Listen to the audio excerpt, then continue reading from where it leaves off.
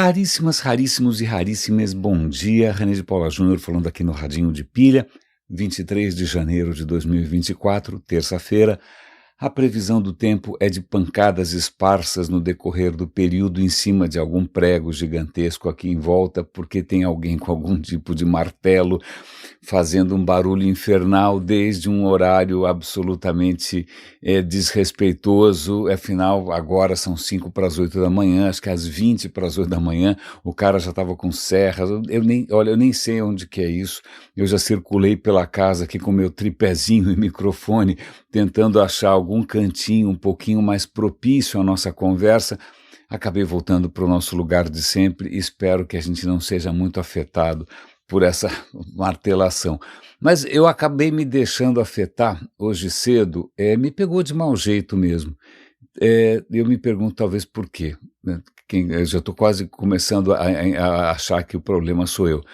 Eu, conferindo as fontes normais de notícia, li o meu jornalzinho, entrei no Twitter, abri, sei lá, o Facebook para ver se tinha algum comentário, alguma coisa nova, abri o LinkedIn e de cara no LinkedIn eu me dou de cara com uma foto do Museu do Louvre em chamas, e escrito em cima, no textinho, né, no texto, não na imagem, mas no texto, escrito incêndio no Louvre. Eu quase infartei, falei, era só o que faltava pegar fogo no Louvre. Eu sou um museófilo, né, assumido, vocês sabem disso. Eu fiquei, nossa, como é que eu não vi isso? Eu acabei de, né, abrir tantos jornais, como é que eu não vi essa história? E aí eu resolvi ver o resto do post, né? O LinkedIn, normalmente, quando você tem um texto mais longo, ele mostra só a primeira linha, depois você tem que clicar lá nos pontinhos para ver o resto. E aí eu descobri que aquilo, na verdade, era uma imagem gerada por Midjourney e o autor do post estava mostrando, veja só que coisa, não? Né, como é realista, isso foi espalhado por aí, que impacto que isso teria. Impacto eu tinha acabado de sentir, porque a pessoa em questão, não vou citar nomes, né? A pessoa em questão achou por bem não colocar nenhum tipo de carimbo em cima de imagem, né? Um carimbo de fake news, fake, sei lá, diga o que você quiser. Não repassou como recebeu, né? Na esperança de que as pessoas fossem ler depois o texto. Mas acontece que eu vi primeiro a imagem, e uma vez que você vê uma imagem, é muito difícil de desver. Aí eu fiz ali o meu comentário, chamei a atenção, né, falei, olha, desculpa, eu acho isso de uma irresponsabilidade total, eu vou dar unfollow, eu vou parar de seguir o seu perfil, né, aí depois a conversa foi para DM, né, para conversas privadas, e eu falei, olha, talvez o problema seja eu, vai ver que eu que gosto demais do Louvre, ou talvez eu seja menos puxa-saco que todos os outros, né? Mas a questão é que eu acho que não dá para repassar uma coisa dessa. Imagine se você tivesse compartilhado uma imagem do Cristo Redentor em chamas, do Lula decapitado, do Bolsonaro esquartejado, sem avisar que não dá para desver, né? O impacto é instantâneo. Então, mas o pior é que, infelizmente, essa não foi a única pancada, já que a gente está falando em martelos aqui do dia, porque eu compartilhei, inclusive, com alguns raríssimos, com quem eu tenho um contato mais frequente, a notícia de que nos Estados Unidos pessoas começaram a receber chamadas telefônicas gravadas do próprio presidente Biden pedindo que as pessoas não fossem votar. Olha, deixa esse voto para lá, porque eles têm aquelas prévias que eu nunca vou entender, é um negócio mais difícil que beisebol, um negócio de louco, olha, realmente aquilo desafia o meu entendimento. Mas tá bom, nesse processo incompreensível das prévias americanas, as pessoas estão recebendo um chamado do Biden, falam, olha, não vai votar agora, vota na próxima, deixa para lá, tal. Adivinha, é fake. A questão é quem fez. Adivinha a resposta? Ninguém sabe. O pessoal da campanha do Trump está assobiando, não fui eu, não tenho nada a ver com isso, não sei como, nem quando que vão descobrir o autor dessa história, mas, de novo, o estrago já está feito. Né? Acho que um dos problemas com essa história toda da disseminação dessas ferramentas de inteligência artificial é que é muito fácil você fazer estrago e, como sempre, é virtualmente impossível você reverter o estrago. Né? Isso é uma coisa assustadora. Hoje mesmo, Eu tenho um canal no Twitter que é, imagina, se o meu canal pessoal no Twitter já é nanico, esse meu canal alternativo, então imagina, nossa senhora, é microscópico, que é o Big Data Vênia, né? Um trocadilho bobo de quem é filho de advogados, não é mesmo? Não é? O Big Data Vênia é um canal que eu criei faz algum tempo para compartilhar pequenas alfinetadas sobre a questão de inteligência artificial, robôs, etc, etc. E aí o que eu coloquei é que a grande corrida, né, em termos de inteligência artificial, é ver qual companhia consegue entregar mais rápido para mais pessoas a versão mais inacabada da inteligência artificial. É o que está acontecendo, é uma corrida insana. A Samsung fez um lançamento espetacular para tentar, né, mijar no poste e marcar o território. Curiosamente, nós fomos a um shopping esse final de semana. A Samsung estava com um stand gigantesco para promover ali o Samsung 24, agora com inteligência artificial. Hoje está saindo a notícia que o próprio Google está estendendo essas funcionalidades de inteligência artificial para outros aparelhos que usam Android, não necessariamente Samsung, não necessariamente os aparelhos Pixel do próprio Google. A questão é que está na cara que tudo isso ainda está incompleto, tudo isso ainda é inseguro, tudo isso ainda não dá para confiar. Mas o pânico de não ficar para trás, o pânico de repente que a Apple não vai conseguir fazer nada a tempo, né, é simplesmente gigantesco. E agora, obviamente, o Mark Zuckerberg acordou do coma e descobriu que a bola da vez vai ser inteligência artificial, não sei qual, ele está fazendo alguma outra aí. Ele vai pegar aquele dinheiro todo que ele podia estar usando para fins mais nobres, não é mesmo? Porque afinal, o que os bilionários fazem com seu dinheiro se o mundo está cheio de problemas e eles conseguem dormir tranquilos apesar de estar deitados em cima da solução de muitos deles? Ufa, é teste de fôlego essa. E a questão é que agora ele vai apostar em mais uma grande, essa história de moonshots, que é mais essa bobagem que as empresas agora acreditam que é moonshots, que você tem que ter um moonshot, não é nenhum tipo de drink, se bem que parece, podia ser inclusive, por que não? Né? Mas o moonshot é algum desses objetivos tipo viagem à lua, né? Pois bem, o novo moonshot do nosso amigo Mark Zuckerberg, podia ir para a Lua de uma vez, né? Na verdade, nem sei se ele vai perceber muita diferença, não é? Mas a novo moonshot dele é a inteligência artificial, e aí eu, lembrando agora do LinkedIn, eu também vi outro dia um post, dessa vez desses posts que o LinkedIn elege algumas pessoas ali para serem top voice, etc e tal, né? Para terem um pouco mais de projeção do que as outras. E um desses top voice estava contando justamente, né, da história do Mark Zuckerberg, como num determinado momento ele fez uma aposta no metaverso, né, essa aposta no metaverso não se concretizou, foi um furo na água, foi um tiro no pé.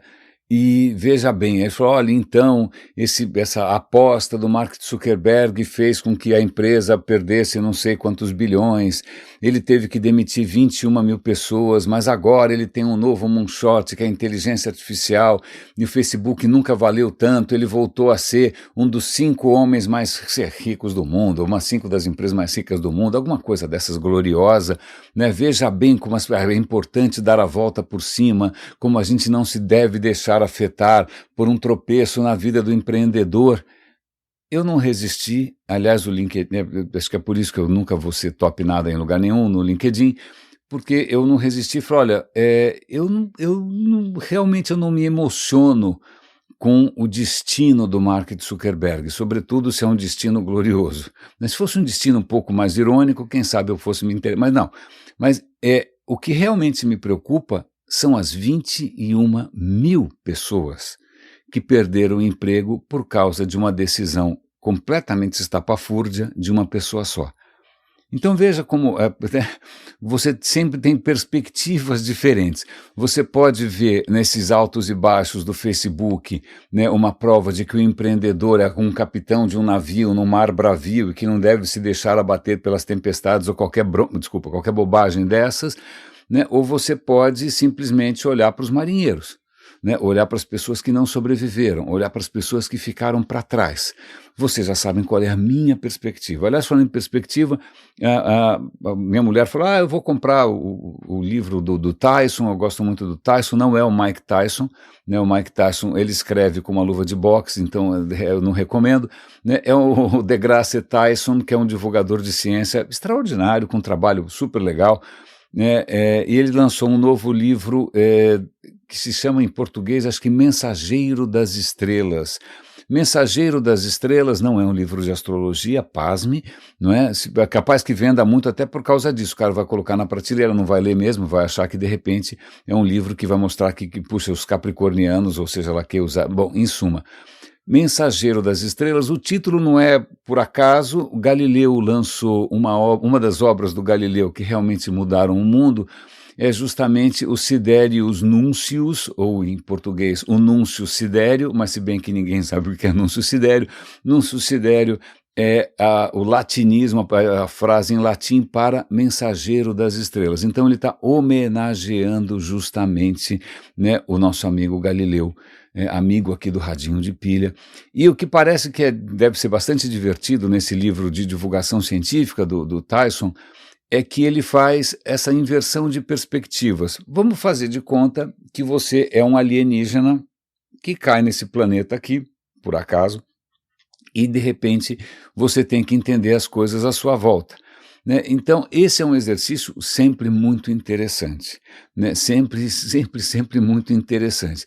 Aliás, por exemplo, quando você viaja e vai para um outro país e não entende nada e acha tudo esquisito, é mais ou menos o mesmo efeito, né? Você é um marciano que caiu numa realidade que não é a sua, você só deveria fazer o exercício de pensar como é que você deveria ver a sua própria cultura com a mesma isenção, né? Se você voltasse para casa, e eu sempre penso, porque para mim é uma das coisas mais inexplicáveis, eu já assumi aqui publicamente inúmeras vezes, eu não consigo entender futebol, eu não consigo entender esportes de uma maneira geral, né? Eu não consigo entender porque...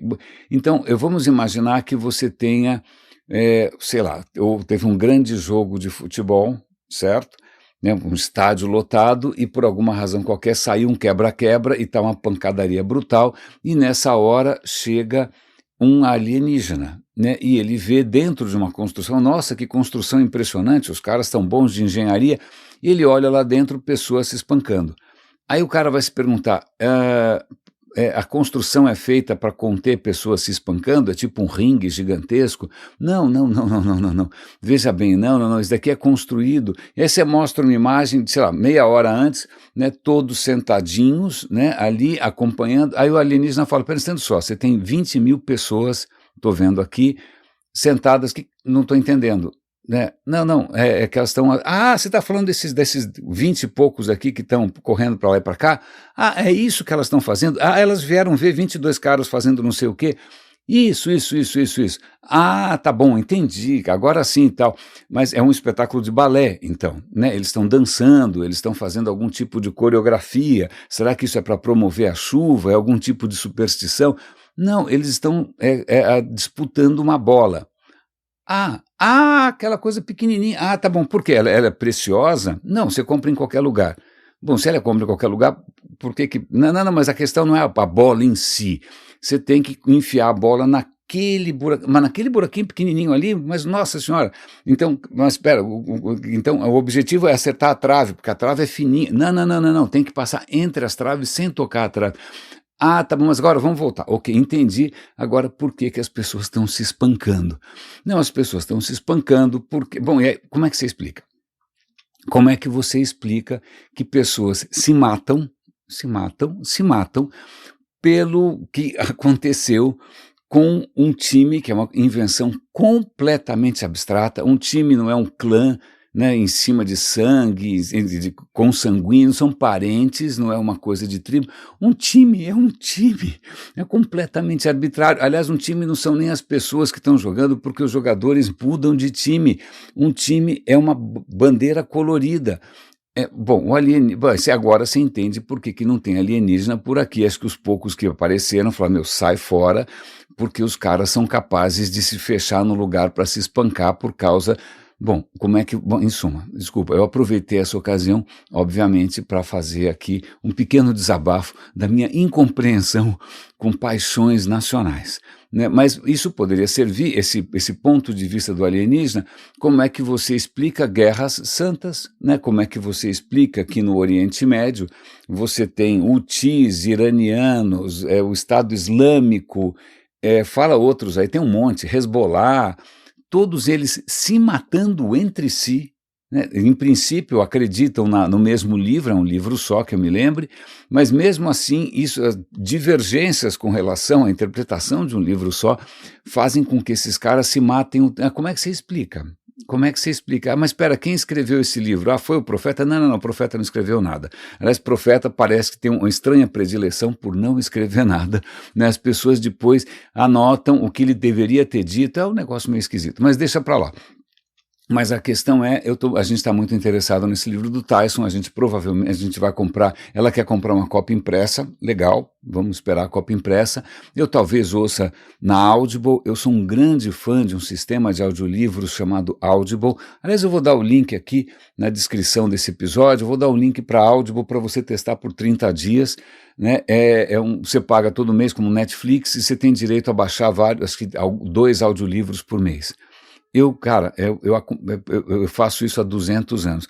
Antes, nossa, eu lembro que no começo, se eu não me engano, a Audible começou, acho que no tempo de fita cassete. Perdão, limpando um pouco a garganta aqui.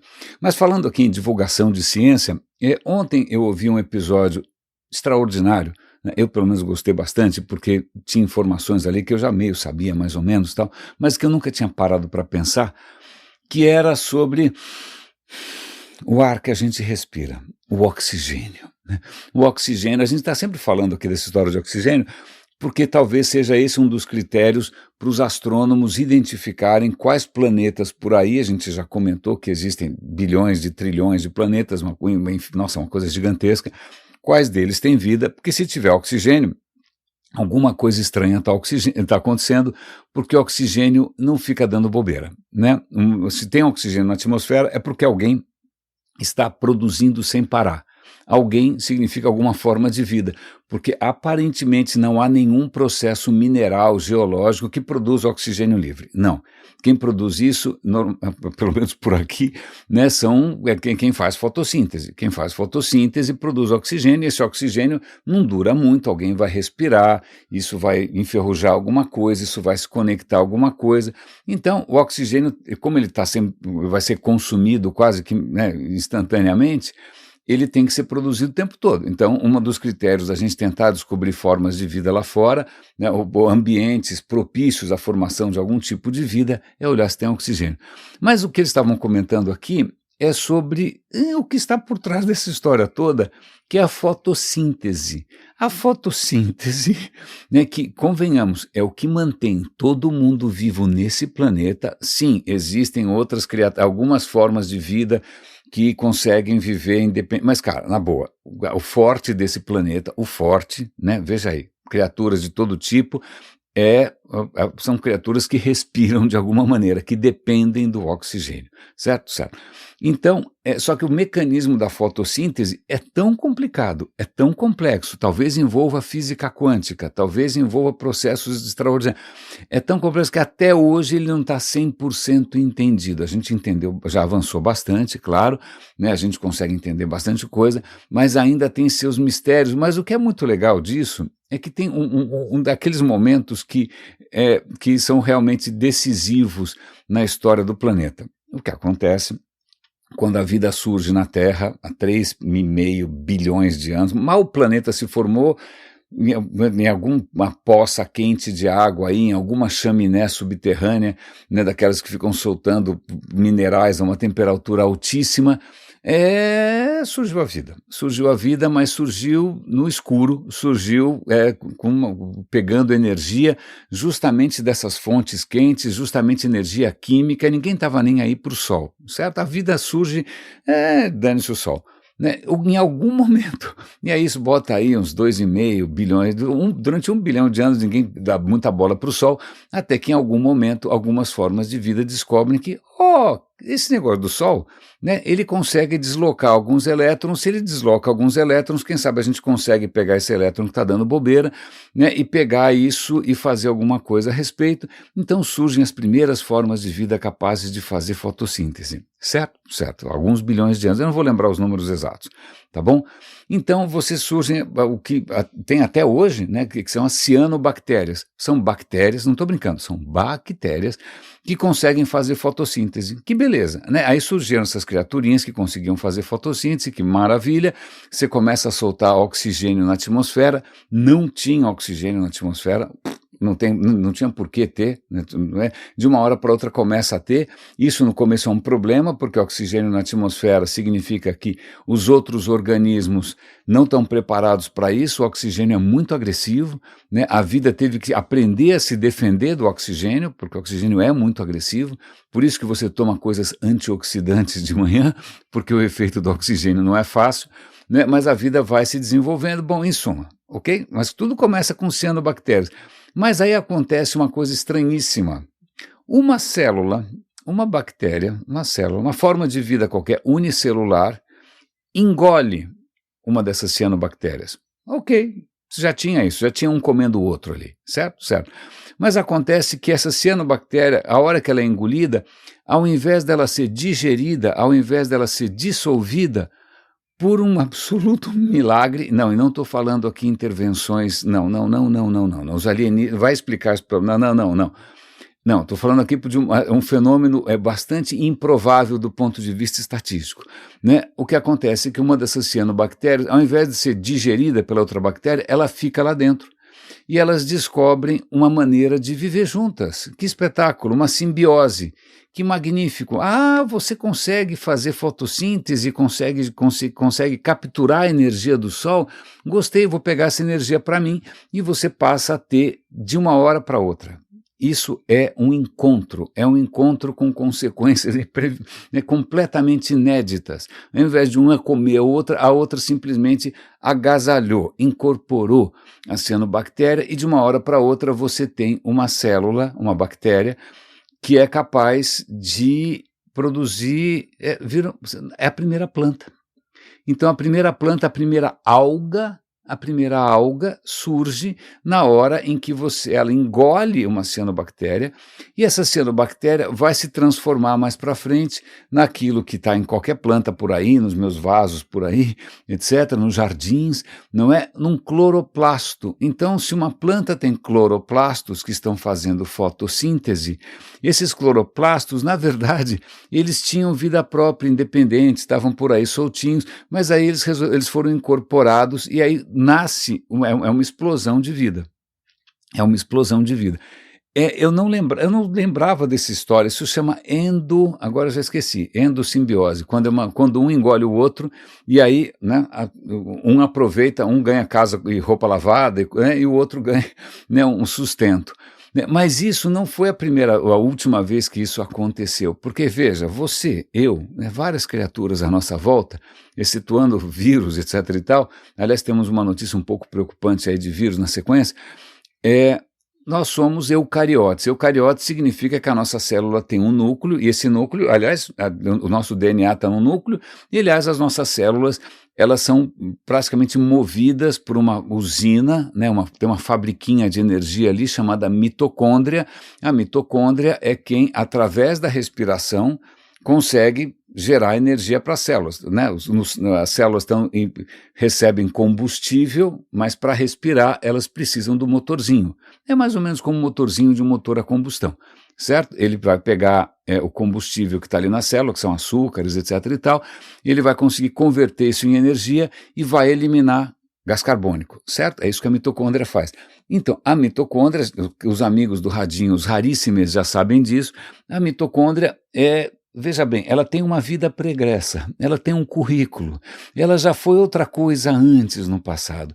A mitocôndria, a gente tem várias dentro da célula, a mitocôndria era uma criatura independente.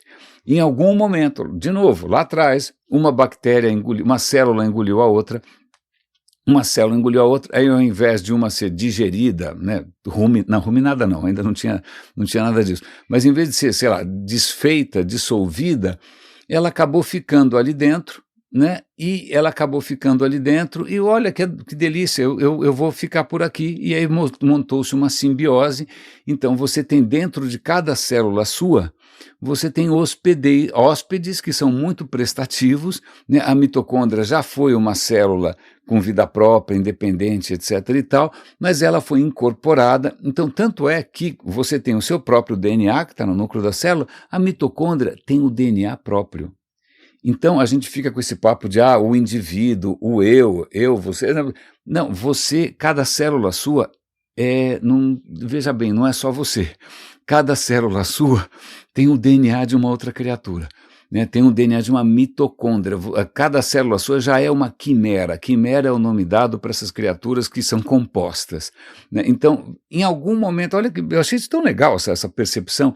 Em algum momento, lá atrás, antes mesmo, né, dessa história da mitocôndria, você consegue tem um encontro desses, né, um engole o outro, ao invés do engolido virar jantar, ele simplesmente vira um colaborador, vira ali um coworking, né, e aí você tem um cloroplasto, aí você tem as plantas, e as plantas liberam oxigênio.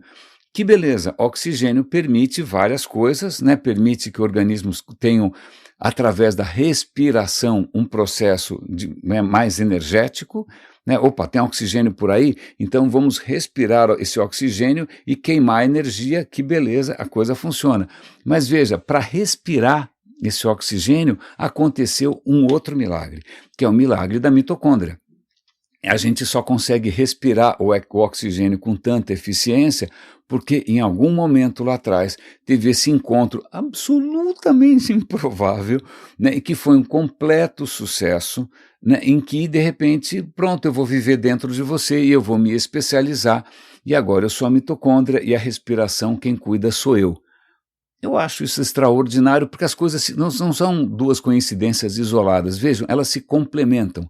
Foi um primeiro encontro que gera o oxigênio e um segundo encontro que permite que esse oxigênio seja usado como respiração. Eu não sei, eu achei legal. Hoje em dia, assim, uma das coisas que me encantam muito mais do que ficar pensando em ChatGPT, em DeepMind, em Bard, em Samsung, é ver como que a vida evoluiu até aqui e como as coisas se complementam e como as coisas são muito mais complicadas do que a gente gostaria que fosse. Aliás, eu tenho inúmeras lembranças aqui a minha vida inteira, como que eu sempre trabalhei muito próximo da área do digital. Às vezes se encontra programadores ou engenheiros que falam, não, eu sou um programador, a subjetividade não me interessa, eu só penso em coisas exatas, tal. Como se de repente isso fosse algum sinal de superioridade moral, né? Quando na verdade ele simplesmente escolheu, né, transitar num universo que é muito mais pobre, que é muito previsível, que é muito desinteressante, porque as coisas são todas, né, de alguma maneira racionais e previsíveis, quando aquilo que normalmente é enxergado, inclusive com descrédito, com desprezo, que é a subjetividade, que é a natureza humana, que seja lá o que for a natureza, o acaso, cara, isso é muito, muito mais rico. E imagina, pensa, quantos megawatts você precisa para fazer funcionar o ChatGPT, o seu cérebro funciona com, sei lá, o equivalente a uma lâmpada, não é? Eu continuo achando essas questões muito interessantes. Mas o que mais que eu tenho para comentar com vocês aqui? Legal, vamos então aproveitar uma efeméride. Eu estava vendo hoje o Estadão sempre tem uma seção muito pequenininha ali, que chama Há um Século, e eles estavam há um século noticiando a morte de Lenin. Lenin morreu. E é uma grande coincidência, porque há alguns dias eu li na BBC um artigo sobre o Lenin, na BBC Brasil, dizendo o seguinte: o Stalin achava o Lenin um gênio, um cérebro privilegiado, com uma capacidade incrível de associação. Isso era uma amostra, sei lá do que era uma amostra essa história. Então, quando o Lenin morreu, que já não estava mais tão inteligente assim, acho que ele teve vários derrames ou pequenas coisas, já não estava batendo muita bola, mas, o nosso grande gênio, nós vamos mostrar para o mundo como o cérebro do Lenin era privilegiado, e mandaram extrair o cérebro do Lenin. Aliás, tem um fenômeno curiosíssimo, né?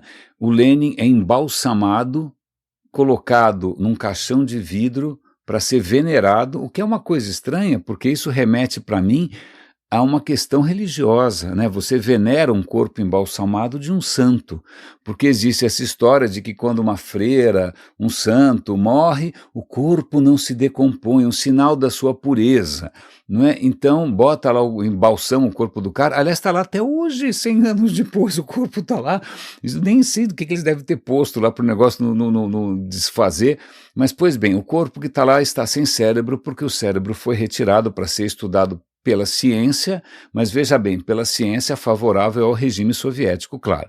Né? Então pegaram o cérebro do Lenin, tentaram analisar, tentaram entender com as ferramentas da época, que não eram nenhuma maravilha, e aí resolveram, para mostrar para o mundo, fatiaram o cérebro do Lenin em não sei quantas mil fatias, elas estão espalhadas em museus por aí, e o Stalin estava super confiante que alguém fosse encontrar ali alguma prova, né, da genialidade desse grande líder político-ideológica. Obviamente começaram a achar algumas coisas que ele não gostou. Eu falei, estamos achando aqui algumas coisas, mas essas coisas também são sinais que a gente encontra em gente que não é muito boa da cabeça. Bom, eu sei que o Stalin não gostou muito da história, ele queria contar uma história gloriosa sobre o Lenin, vou dar o link aqui para BBC. E agora a questão é que o cérebro do Lenin está espalhado em fatias por tudo quanto é canto, eu não sei o que mais que dá para fazer, mas eu achei interessante essa história de você tentar criar um mito, né, de você tentar criar, imagina, o cara está embalsamado até hoje lá na Rússia, né, até hoje tem gente fazendo fila para ver o Santo Lenin, e é engraçado porque, não é engraçado isso, porque 100 anos, certo? 100 anos, a gente deveria ter aprendido tanta coisa, né? A gente deveria ter aprendido com a gripe espanhola, não aprendeu, né? Aliás, saiu hoje no jornal, surgiu uma nova variante da Covid que está fazendo vítimas fatais em Mato Grosso, né? Uma variante JN 2 ponto não sei o que lá, ou seja, a Covid não só não sumiu, como aparentemente surgiu uma variante perigosa de novo. Eu me pergunto, caso isso se espalhe, se a humanidade vai ter, sei lá, a lucidez de reagir da maneira correta. Eu acredito que não, eu acredito que vai ser realmente devastador, porque a gente viu o que aconteceu recentemente, não é mesmo? Mas, voltando para essa questão, outras notícias preocupantes, a gente tem falado aqui do avanço do Trump nos Estados Unidos, hoje tem uma reportagem no Estadão também, vou dar link para vocês, sobre a líder da extrema-direita na Alemanha, a Alternative für Deutschland, a AfD, não é, que tem aí a segundo lugar em intenções de voto, e curiosamente a Alemanha, outra notícia é que a Alemanha está entrando em estagnação econômica, e essa nova líder está propondo que a Alemanha saia da União Europeia.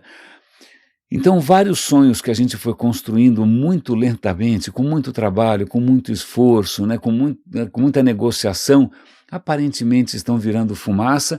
E aí, para dar um pouco de contexto para algumas coisas que parecem que saem do nada, vamos falar de fumaça. Não necessariamente fumaça, vamos falar de gases, mas não gases necessariamente. Não, vamos lá, chega de volta.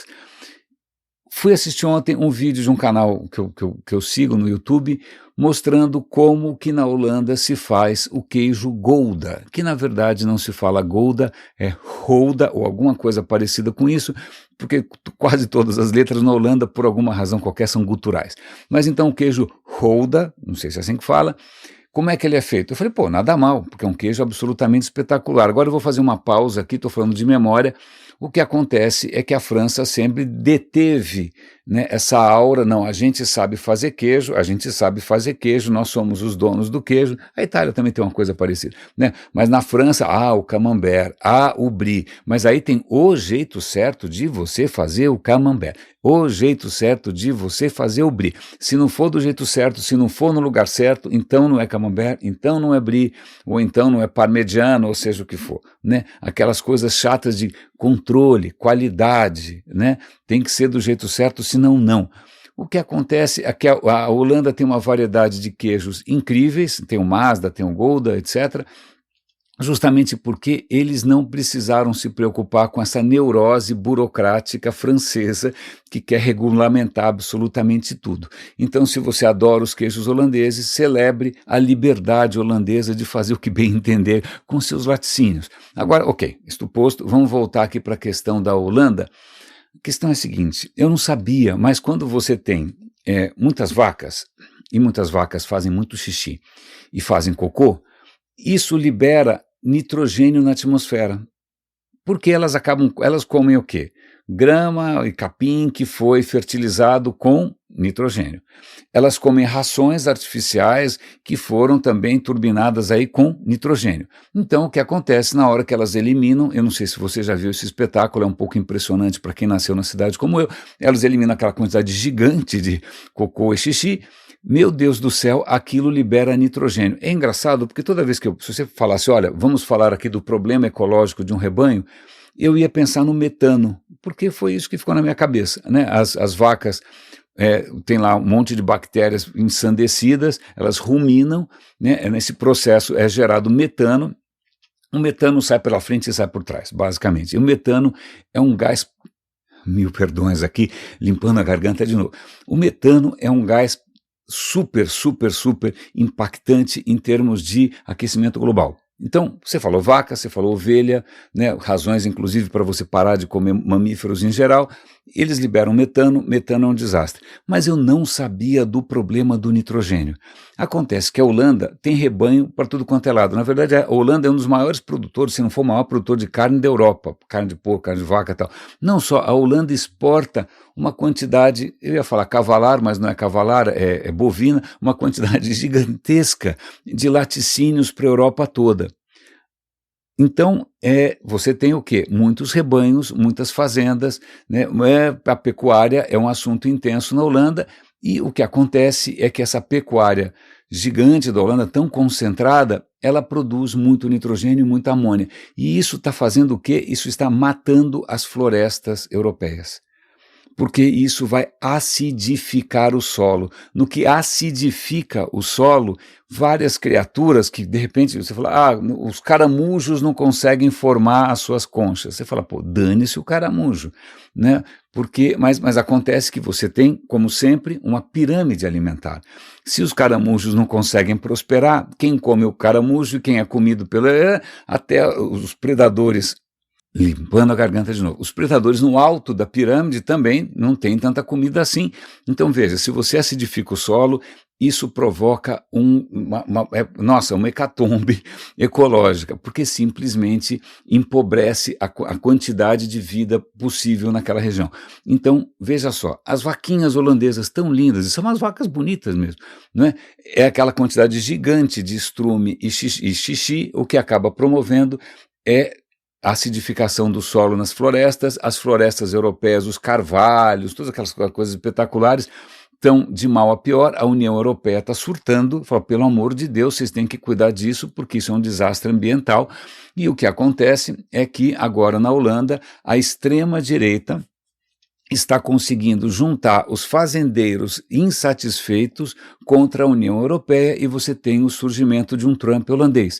Então, esse Trump holandês, com uma figura horrível, com um topetão também gigantesco e tal, ele está mobilizando os ressentimentos dos fazendeiros holandeses que não querem que a União Europeia vá se meter na maneira como eles fazem o seu queijo Gouda há não sei quantas gerações, só por causa, entre aspas, da questão ambiental. Então, essa coisa de meio ambiente, a gente quer continuar fazendo o queijo, e aí você elege um cara de extrema direita. Aí a questão é, por que a Holanda tem tantas vacas? Essa é uma questão que eu nunca tinha me perguntado.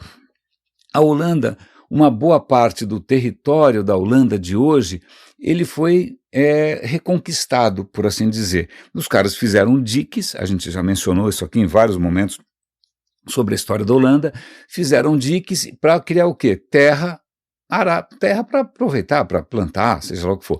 Mas acontece que essa terra recuperada não era tudo que crescia, não era uma terra especialmente rica, né? O que crescia ali? Capim. como crescia capim. Bom, se cresce capim, adivinha o que a gente vai fazer? Vai encher de vaca.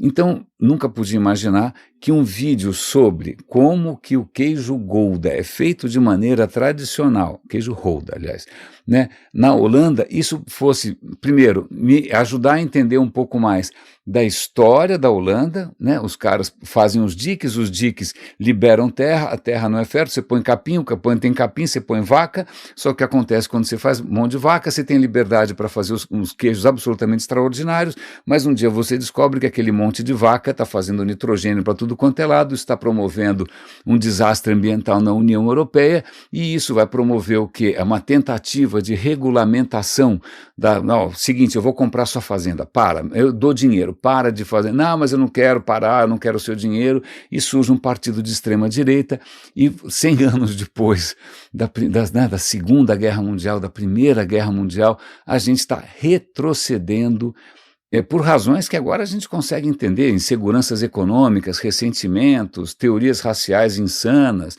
né, populistas apelando para receios, e agora com essas ferramentas todas, a inteligência artificial, para justamente semear mais incerteza.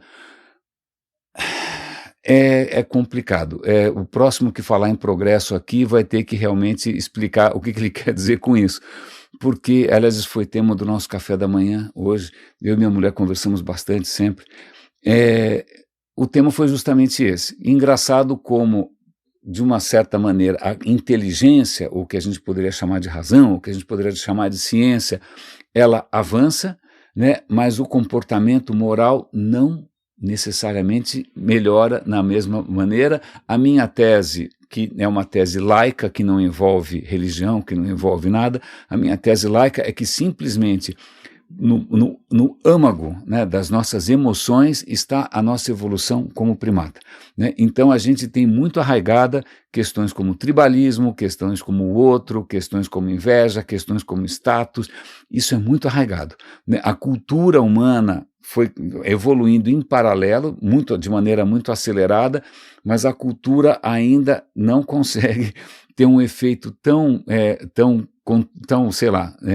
positivo assim sobre coisas que são muito biológicas e muito teimosas e muito resistentes, e quando a gente vai ver, são elas que estão atravancando a nossa possibilidade de resolver alguns problemas que a gente criou por conta própria. Raríssimos e raríssimos, espero que esse episódio tenha valido a pena. Perdoe-me aqui pelas pequenas interrupções de tempos em tempos para limpar a garganta. Eu acho que são essas mudanças aí de temperatura, um pouco de ar-condicionado também. Cuidem-se, por favor, um grande abraço e até amanhã.